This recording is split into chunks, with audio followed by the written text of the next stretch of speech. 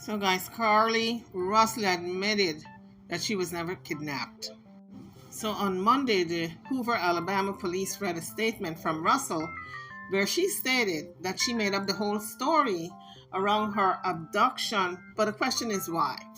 She has since apologized that the entire episode was an elaborate hoax. That's what she said. In a statement provided by her lawyer to the Hoover Police Department on Monday, July the 24th. But who does that? You're going to put the police department through this whole hoax of trying to find you. They're thinking that you've been kidnapped, you're in grave danger, when they could be doing something else, really going after bad guys. So her attorney, Emery Anthony, said there was no kidnapping on July the 13th of this year. He further went on to say, reading a statement, "My client did not see a baby on the side of the road. My client did not leave the Hoover area when she was identified as a missing person." He also said my client did not have any help in this incident, meaning that she acted solo. It was an elaborate hoax that she alone orchestrated. He also said my client was not with anyone or in the hotel with anyone in the time that she was missing, and that my client apologizes for her actions to the community. And I'm thinking maybe she's in a sorority and this is part of the pledge, some type of bet. That's the only thing I can think of. Outside of that, I'm thinking mental illness, because who does that? Everyone is thinking you've been kidnapped. The community is looking for you. Police department is looking for you. You have everyone in your family frantic with worry, and it's a hoax. So the young woman in question, Russell, extended her apologies to volunteers who were looking for her, law enforcement, friends, family, and the community at large. They spent tireless hours searching for this young woman, according to a statement read by Hoover Police Chief Nick Durgis. So just to bring you guys up to speed, those of you who don't know the story, Russell is a 25-year-old nursing student who went missing after leaving her part-time job at a Birmingham spa. And she made a stop at a local restaurant to pick up food. And the story she created was that she saw a toddler who was wandering along a highway not far from her home in Hoover. And after calling 911 to report the child, who appeared lost, she was on the phone with a family member before leaving to look for this toddler that she claimed that she saw wandering on the highway close to her home. Well, she disappeared for 2 days, and then she showed up in front of her home, returned to her parents' home around July the 15th, the night of July the 15th. And surveillance cameras did pick up that she was alone when she was walking towards her home when she returned.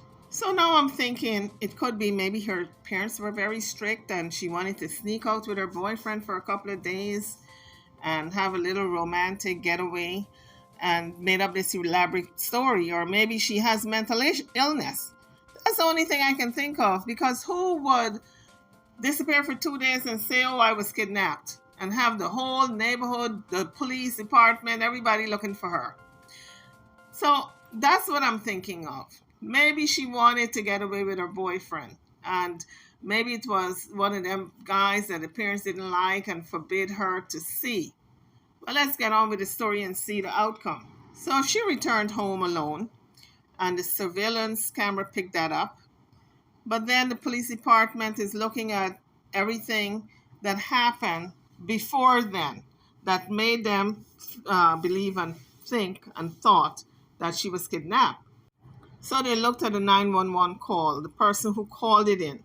So before attempting to reach out and help this child, she called the 911 responder, and then she called her sister-in-law. She told the 911 responder that it was a baby boy, a toddler, wandering on the highway. And I'm thinking to myself, well, sometimes people will plant a child if they want to abduct someone. And maybe that was the case here. But she said she got away. She made her way all the way home.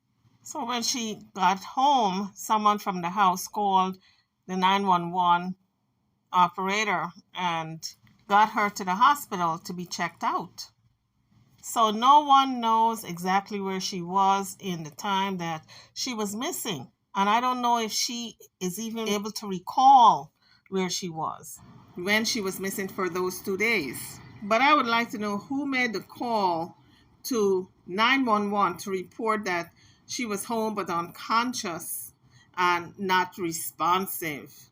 I wonder if she made that call or her parents or someone in the home made that call, because when first responders got out there to the house, she was alert and she was talking. But they did transport her to the hospital just to check her out to see what exactly was going on, if she had any internal injuries or anything that was serious. So the detective questioned her, she made her statement, and of course, I'm sure they were looking at it with suspect, because when they run that surveillance footage and saw that she was walking towards her home, they knew she was conscious at that point.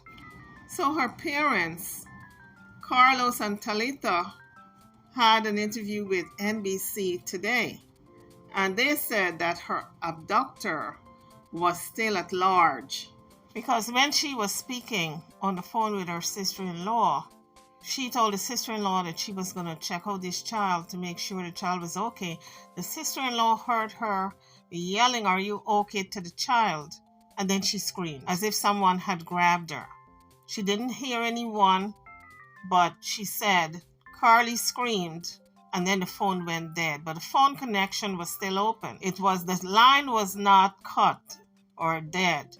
The phone line was open, so the cops were able to trace the location. And they started a manhunt for her, because she said she saw a toddler on the highway, and she went to retrieve this toddler, and she disappeared. Somebody snatched her off the highway and disappeared with her for 2 days. That was her story, and she was sticking to it. So in the interview with Today, the parents said that she made it back, but there were moments when she was physically fighting for her life, and there were moments when she had to mentally fight for her life. So I would imagine a lot of people were angry that his story turned out not to be true, because they were really worried sick and they were looking for her, including the community at large, the cops, relatives, and friends. Not knowing this was another Tawana Brawley incident. You guys remember Tawana Brawley, young woman who many years ago disappeared, and she said that she was abducted by these New York City cops. Al Sharpton was involved. This is when he was up and coming as a young Democrat fighting for civil rights, and he got involved, and come to find out she was lying. And because Al Sharpton was fighting so hard for Tawana Brawley in trying to prove that the cops did abduct her, that he lost a lot of credibility because of that story. To this day, people look at him suspect, side-eye, and they thought that he was in on it. So people to this day believe that he knew the truth but stuck to the lie because he wanted to make the cops look bad. So this is the abduction story that she told. She said when she went to retrieve the baby off the highway, this white man with red hair forced her into an 18-wheeler truck and held her. She said she was held by the man and another woman, and she claimed she eventually escaped from the vehicle in the West Hoover area. So I'm thinking to myself, if she's on foot, they're in a truck, how come they didn't drive behind her to try to recapture her? And when she escaped, she started to make her way back home. So as the investigators started to investigate her story, they found no evidence to corroborate what she was saying. And the data from the phone showed that she traveled 600 yards, about the length of 6 football fields. And this is when she had phoned into the dispatcher, the emergency dispatcher, to let them know there was a child on the highway, and she was telling them that she was following a 2-year-old child at that time.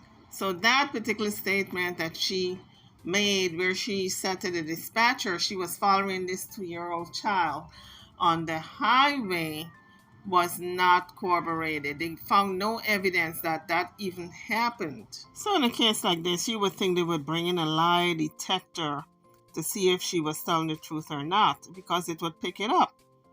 So the investigation team started to look at some of the things found that made them very suspicious. So Detective Georges said that she made several suspicious internet searches, including one which was Amber Alert. Another search that she made was a one-way bus ticket between Birmingham. So if this was true, this story was true, it's not a very good thought out plan, which he found to be suspicious. And she had other searches. So I'm thinking, nursing student, a lot of times the pressure is so high when it comes to the medical profession, doctors and nurses in particular. There's so much pressure when you're in school to be on top of your game and getting good grades. And sometimes people just snap. They have a splitting personality and they will do some bizarre things because they're mental. You can call it a mental break. That's what I'm thinking here. Because maybe the pressure of nursing school was so great and the expectations from her parents with her seeing the end of the rainbow and graduating and them being so proud, maybe she could not live up to the dream and snapped. I don't know. I'm just saying.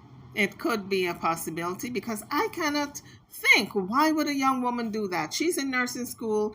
She's got a parents home there worrying about her, and she's saying somebody abducted her, held her for 2 days, this man and this woman, and she was chasing a baby on the highway, and she called in to dispatchers to let them know that she was on the highway chasing after this baby. I'm thinking, what in the world? Is this a pledge for seniority? This making up this hoax before you can be a member as part of your initiation? Or like I said before, maybe she snapped mentally.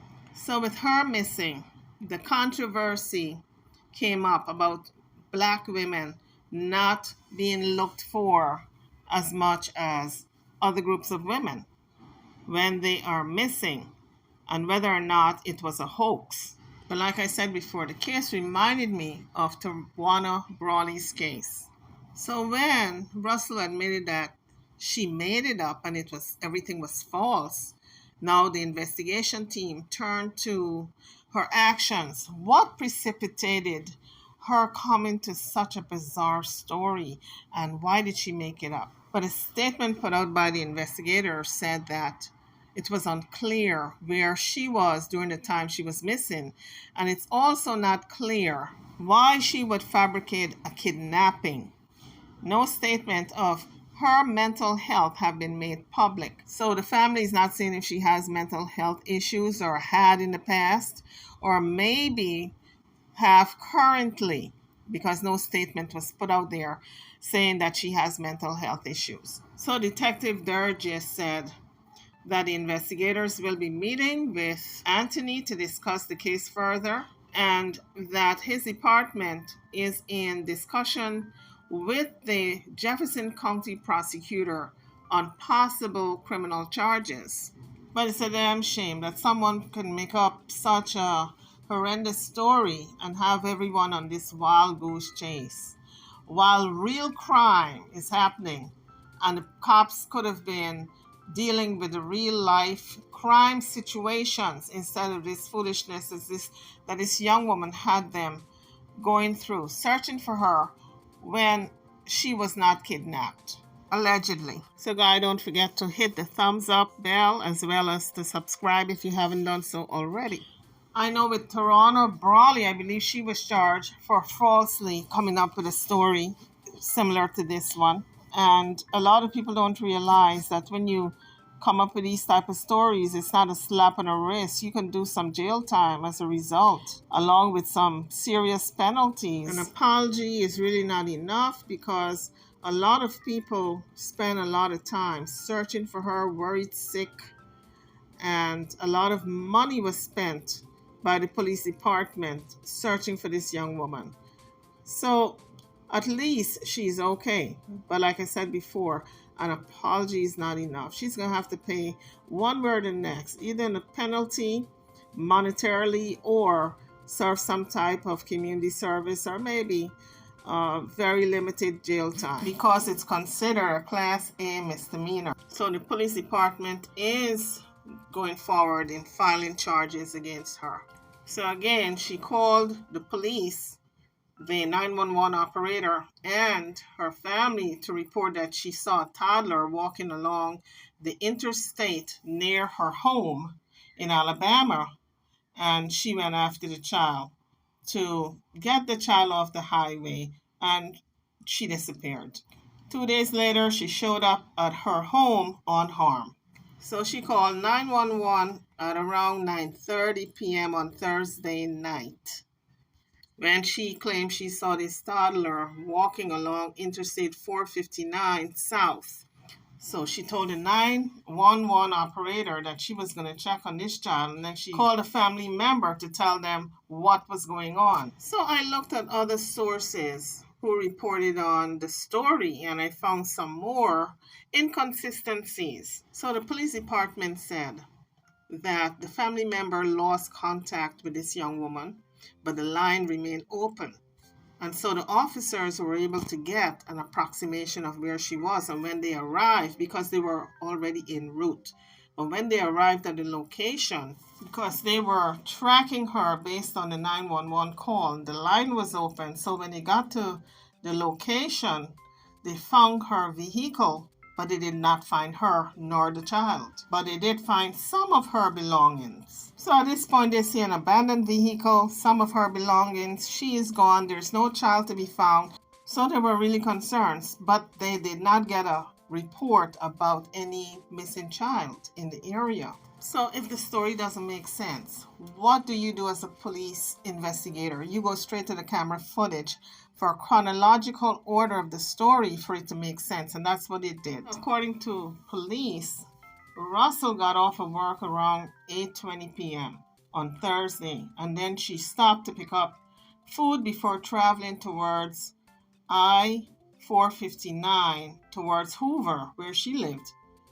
And then she stopped after allegedly seeing a toddler, police said. So I'm thinking to myself, was she hallucinating? Did she take any drugs or anything, hallucinogenic drugs or anything like that? What in the world would have her conclude that there was a toddler on the road and she was going to save this child? But here's where the plot thickens, folks. Just when it couldn't get any bizarre, a single witness said they saw a male standing outside of Russell's vehicle. And this is how the statement read. A single witness reported possibly seeing a gray vehicle with a light-complected male standing outside of Russell's vehicle. We have no further information about that individual or vehicle at this time, said the police investigating officer. So what do you guys think? You think she was telling the truth? And because her story is so far-fetched and she can't remember exactly in chronological order, maybe that's why she's not believed. Because let me tell you, if you're going to tell an elaborate story, but it cannot be proven, you're going to be found to be a liar, even if it's correct. Is that the case here? So her mother told one of the news outlets that she was on the phone with her brother's girlfriend. That's the family member that she was on the phone with when she reported that she saw this child on the highway. Is it possible that the child was put on the highway as a lure? Because some people will do that. They will put a child walking down the highway while they lurk in a vehicle, and whoever stops the car to help that child, they will abduct or snatch. You never know. So this is what I'm saying. It could be. Maybe she's telling the truth. So this is where it gets interesting, folks. The mom said the son's girlfriend heard her saying and asking the child, "Are you okay?" But she never heard a response back. So the brother's girlfriend said she did not hear a response from the child. All she did was to hear this girl screaming. She also said she heard the background noise of the interstate highway, the cars whizzing by. And maybe that's why the phone was open, because the cops were able to track the location based on the phone being open. And it could be that the open phone was when she was snatched and she screamed, dropped the phone, and was taken away. So then I'm left asking myself, why would she then say that this story wasn't true? It was a hoax and she made it up. The only thing I can think of is trauma. When people go through devastation and trauma, they kind of blank it out. They don't want to remember it and they are in denial. It could be one of those situations where she's so fearful because she's afraid maybe these people are going to come after her and try to do her harm. And so she said, I made it up. It didn't happen. So the police were at the scene 5 minutes after this young woman called the dispatcher and said she's tracking or she's going to try to help this toddler that she saw on the road. And within 5 minutes, the police were there. They saw the open phone. She was missing. The car was there with her possessions, whatever people, have in a car, maybe their purse or whatever. But she was missing and there was no toddler to be found. But they did find the open phone. So these were the things the police officers found when they got there on the scene. The officer said he found Russell's wig, her cell phone, purse, and Apple Watch, which was in her purse, on the roadside near her vehicle. So these things were dropped on the roadside. Why would her wig be off on the road? Unless somebody was fighting the perpetrator. Maybe her hair was snatched and the wig came off. They found out it wasn't her real hair, dropped it. All of these things are in question. Why would somebody set the stage? Because it looks to me like if she set the stage for this kidnapping. But if it sounded also to me as if this could be real. So the Hoover Police Department said they're continuing with their investigation. So now there's an update on the case, and they're saying now they're filing charges against Carlee Russell for falsely reporting. So according to WVTM News, about 3 days ago, Carlee Russell turned herself into the Hoover Police Department and she's facing misdemeanor charges. She was released shortly after turning herself in. She's out on bond. So on Friday, the Hoover Police Department released a statement. They said Carlee Russell is facing 2 misdemeanors, one for lying to the police and the other one is for falsely reporting an incident. So she turned herself in on Friday and she posted bond on Friday. So she's out. I think the bond amount was about $1,000. But it's going to have rippling effect because as a nursing student, you can't have a criminal record if you're going into the medical profession. And so this is the end of her nursing career. So according to the police department, each charge is a Class A misdemeanor and carries up to a year in jail. So now she's facing up to 2 years in jail. So officials at the police department said they are still looking into additional charges and they still do not know where Carlee Russell was during the 49 hours that they were searching for her. And the sad part is in this story is that if she is telling the truth, she have no way of proving her innocence. The only people she is relying on to prove that this story is true would be the police department. But she made a confession that she was lying. And I'm wondering if she made that confession because she's afraid of retaliation from the person who abducted her. So clearly this has nothing to do with any sorority, as I initially thought, or even a boyfriend, as I originally thought. I thought maybe she just needed to get away with her boyfriend and didn't want her parents to know, so she concocted this story. But when I read the part where her wig was at the scene, black women and their wigs, honey. We are not taking our wigs off for nothing in public. And so that got me to thinking that her wig probably was snatched in the scuffle to get her in this pickup vehicle. She said it was some type of pickup that this man was driving. And so maybe there was a scuffle. Her wig came off. It was by her car on the road. That's what I'm thinking. There was a scuffle. But she said it was all a hoax and she made it up. So the minute you confess to the crime, they're not going to believe anything else you say. So we're going to see where this story ends. As far as I know right now, they are charging her for falsely reporting an incident. But I would think it would be very easy for them to determine if she was lying or not with abduction along that highway, because there's camera footage all along that highway.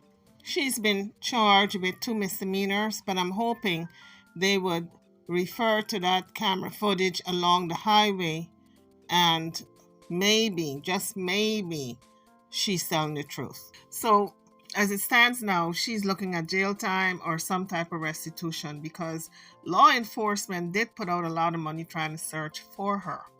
Let me know if you guys think she was telling the truth or she made it up. I'm over and out. I'll see you guys on the next one. Don't forget to hit the like button, subscribe to the channel if you have not done so as yet. Thank you for watching.